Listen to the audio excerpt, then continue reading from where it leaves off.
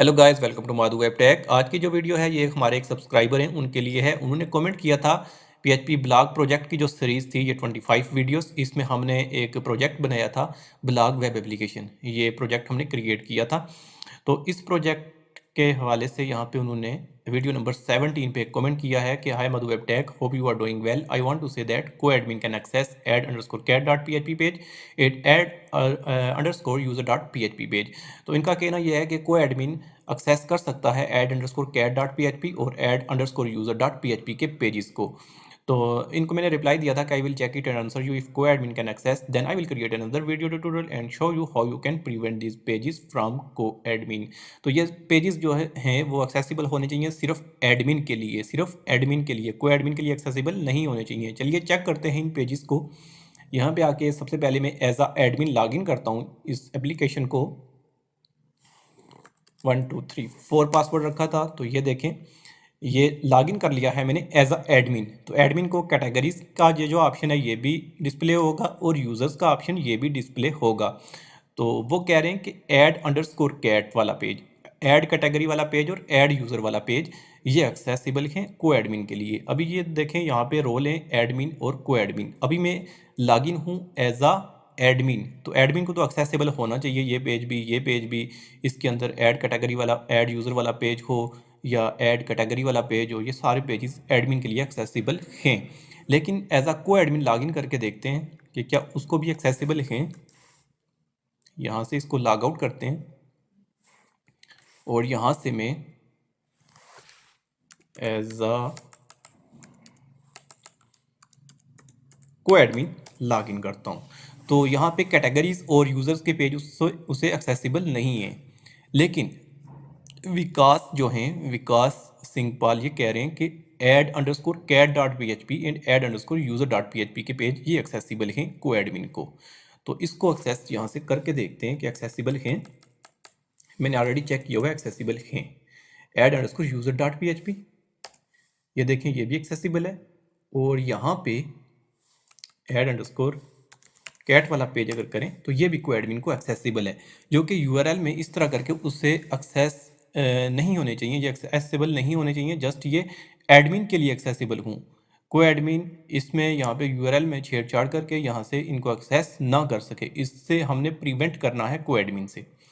तो सबसे पहले तो विकास, इनका शुक्रिया, आपने हमें बताया ये प्रॉब्लम जो है, ये इशू था एक, तो इन्होंने ये हमें बताया है। तो चलिए इसको सॉल्व करते हैं। वो आ जाते हैं यहाँ से कोडिंग एडिटर में, और यहाँ पे अगर मैं बाकी पेजेस देखूँ, यहाँ पे कैटेगरीज वाला पेज, क्या वो भी एक्सेसिबल है?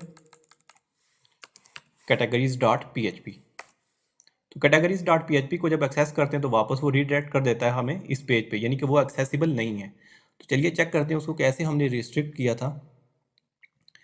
तो यहाँ पे हमने कोड ऐड किया हुआ है स्टार्टिंग में ही कि इफ़ अगर $admin is not equal to 1। $admin क्या है, ये हेडर की फाइल में रखा था हमने, हेडर की फाइल में हेडर।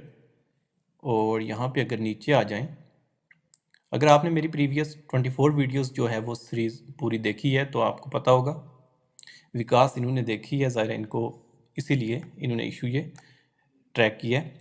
तो यहाँ पे ये देखें, ये इस सेशन की वैल्यू में, यहाँ पे ये हमने एक सेशन की जो वैल्यू है वो $एडमिन के वेरिएबल के अंदर स्टोर की हुई है। अब यहाँ पे हमने डेटाबेस में रखा था कि अगर $एडमिन जो ये सेशन की जो वैल्यू है यूज़र डेटा की, यूज़र डेटा के अंदर टू इंडेक्स पे जो वैल्यू है, शायद कोई यूज़र रोल है, यानी कि अगर वो 1 है यूज़र रोल तो वो एडमिन है, अगर 0 है तो फिर वो को एडमिन है। तो यहाँ पे हमने किया हुआ है कि इफ़ $एडमिन इक्वल हो अगर 1 के, तो मतलब एडमिन होगा तो उसे ये एक्सेसिबल हो कैटेगरीज और यूज़र्स, जो लेफ़्ट साइड पे उसको नज़र यहाँ पे विजिबल थे एडमिन के लिए। तो यहाँ पे ये $एडमिन वेरिएबल में सेशन की वैल्यू है, इसको चेक करेगा। हम इसको क्लोज कर देते हैं, यहाँ पे आप कंफ्यूज होंगे। यहाँ पे आ जाते हैं कैटेगरीज वाले पेज पे। तो ये देखें जो एडमिन है $एडमिन, ये वहाँ से ही वेरिएबल है जो सेशन की वैल्यू जहाँ पे हमने स्टोर की हुई है, सेशन की वैल्यू यहाँ जहाँ पे हमने स्टोर की थी $एडमिन के वेरिएबल के अंदर। तो यहाँ पे $एडमिन अगर इज़ नॉट इक्वल टू 1 के हो तो मतलब कि वो को एडमिन होगा, अगर इक्वल हो 1 के तो वो एडमिन होगा। सिंपल ये है कि अगर इक्वल हो 1 के तो वो एडमिन होगा, अगर इक्वल ना हो तो वो को एडमिन होगा। तो अगर इक्वल ना हो तो वापस उसको रिडायरेक्ट कर दो इंडेक्स डॉट पी वाले पेज पे। तो इसी स्टेटमेंट को, इसी लाइन को हम कॉपी करते हैं पूरी इफ कंडीशन को, और वापस आके ऐड कैटेगरी वाले पेज पे यहाँ पे अगर आप पेस्ट कर दें इसको, यानी कि admin is not dollar admin is not equal to 1, तो वापस वो रिडायरेक्ट कर दो उसको इंडेक्स वाले पेज पे, डैशबोर्ड वाले पेज पे। तो अब मैं अगर यहाँ पे आके फिर मैं इसको एक्सेस करूँ, ऐड, यहाँ पे कौन सा पेज है, कैटेगरी वाला पेज, CAT, तो ये देखें अब एक्सेसिबल नहीं है। तो यही लाइन हम वापस इफ़ वाली जो कंडीशन है ये, इसको वापस कॉपी करेंगे, कॉपी करके यूज़र्स वाले पेज में भी इसी को पेस्ट कर देंगे। सिंपल। यहाँ पे अब चेक करते हैं कि ये ऐड यूज़र वाला पेज अब एक्सेसिबल है या नहीं। तो ऐड यहाँ पे यूज़र, ये भी एक्सेसिबल नहीं रहा अब। तो अब यहाँ पे एडिट वाला पेज जो है ये तो ब्लॉग एडिट वाला है, लेकिन कैटेगरी वाला पेज जो है वो भी एक्सेसिबल होगा ही, edit underscore cat dot php, तो ये भी एक्सेसिबल है। तो एडिट वाला पेज भी एक्सेसिबल नहीं होना चाहिए। तो हम जिन पेजेस से कोई एडमिन को प्रिवेंट करना है वहाँ पे जाके ये हम लाइंस पेस्ट कर देंगे। एडिट ब्लॉग तो कर सकता है, एडिट कैटेगरी नहीं कर सकता। तो इस यहाँ पे जाके यहाँ पे भी पेस्ट कर दें, और इसके बाद एडिट यूज़र भी होगा, यूज़र चेक कर लेते हैं, एडिट यूज़र का ऑप्शन शायद नहीं है। Ctrl+S, पहले तो इसको चेक करते हैं कि अब एक्सेसिबल है या नहीं। रिफ़्रेश करते हैं तो वापस इसको रीडायरेक्ट कर दिया उसने। तो यूज़र्स वाला जो था, मैं चेक करता हूँ कि यूज़र्स में भी एडिट का पेज था या नहीं। 1 2 3 4 यूज़र्स वाले पेज पे जाते हैं तो एडिट का नहीं था। ठीक है, तो हमने ऐड अंडरस्कोर कैट वाला पेज जो था, इनके अकॉर्डिंग ऐड अंडरस्कोर कैट और ऐड अंडरस्कोर यूज़र, इन दोनों को को एडमिन से प्रिवेंट कर लिया है। अब एक्सेस नहीं कर सकता को एडमिन इन पेजेस को। और साथ ही जो एक और पेज था edit underscore cat dot php, तो उसको भी वो एक्सेस नहीं कर सकता अब। तो चलिए इसके साथ मज़ीद जो चीज़ें हैं वो भी देख लेते हैं। अब इसके बाद जो है फुटर वाली फ़ाइल, हेडर तो ठीक है, फुटर वाली जो फाइल है इसको भी एक्सेस करके देखते हैं। हेडर को अगर करें तो हेडर तो चेक कर लेते हैं, हेडर डॉट php, हेडर को अगर एक्सेस करें तो ब्लैंक पेज आता है, लेकिन कोई पेज ठीक ही है।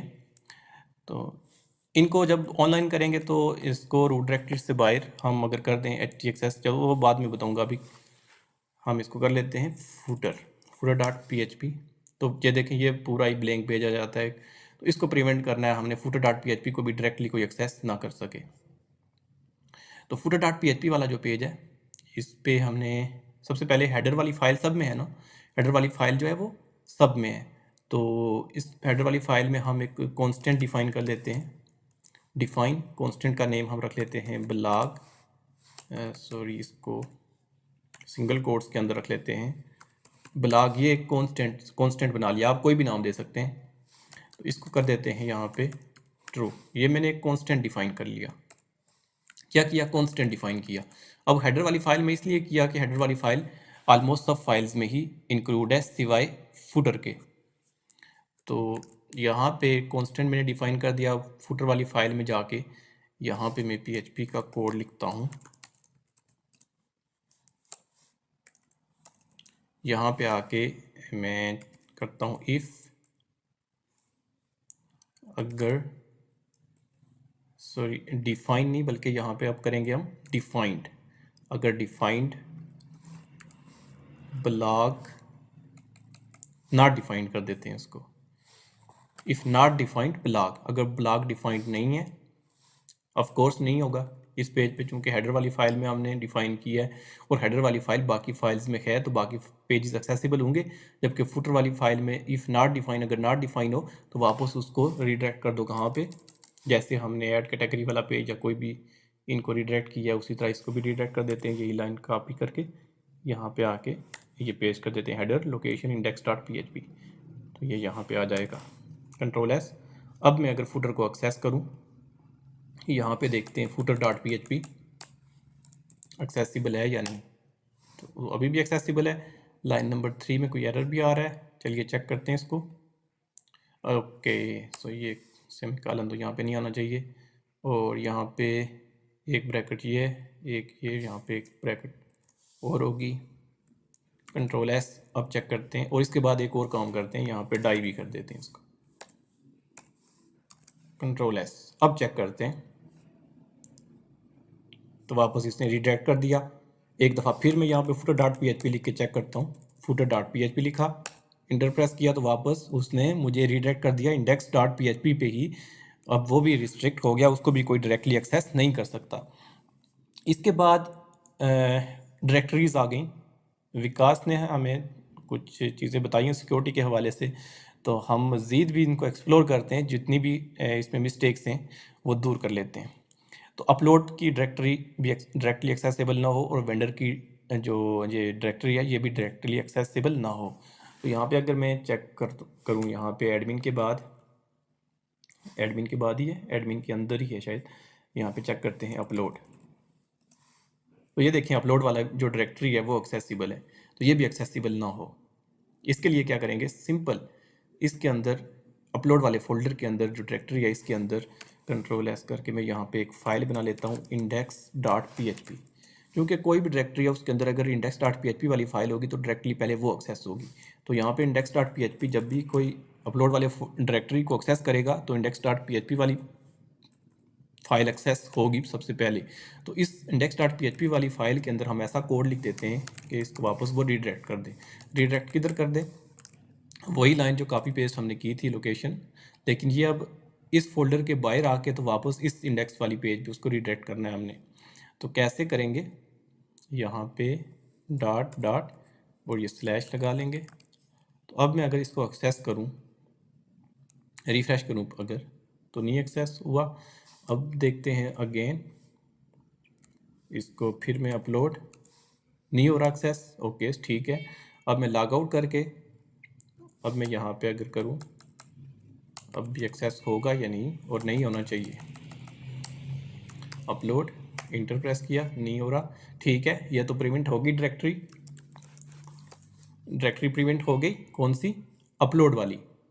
तो यही जो कोड है इसी को कॉपी करें और यही फाइल हम बना लेते हैं वेंडर की डायरेक्टरी के अंदर भी, ताकि इसको भी कोई डायरेक्टली एक्सेस ना कर सके। सेव करें index.php के नाम से। ठीक है, अब वेंडर को भी कोई एक्सेस नहीं कर सकता, वेंडर वाली डायरेक्टरी को भी कोई एक्सेस नहीं कर सकता। चेक करते हैं यहाँ पे, वेंडर इसको भी एक्सेस नहीं कर सकता। तो हमने क्या किया, सबसे पहले तो दो फाइल्स जो विकास ने हमें बताई थी, ऐड अंडरस्कोर कैटेगरी और ऐड अंडरस्कोर यूज़र, उनको प्रिवेंट किया को एडमिन से। उसके बाद फुटर को भी कोई डायरेक्टली एक्सेस नहीं कर सकता, अब इसको भी प्रिवेंट कर लिया, सबसे डायरेक्ट यूआरएल एक्सेस से इसको प्रिवेंट कर लिया डायरेक्ट एक्सेस से। उसके बाद कोई भी ये जो डायरेक्टरीज हैं अपलोड या वेंडर की, इनको भी कोई डायरेक्ट एक्सेस नहीं कर सकता। तो ये कुछ सिक्योरिटी इश्यूज थे इस एप्लीकेशन में, तो हमने वो सॉल्व कर दिए। तो चलिए इसको ख़त्म करते हैं इस ब्लॉग प्रोजेक्ट को, और नेक्स्ट कोई और प्रोजेक्ट में लेकर आऊँगा। तो तब मिलते हैं नेक्स्ट वीडियो में, तब तक के लिए बाय, टेक केयर, अल्लाह ने के बाद।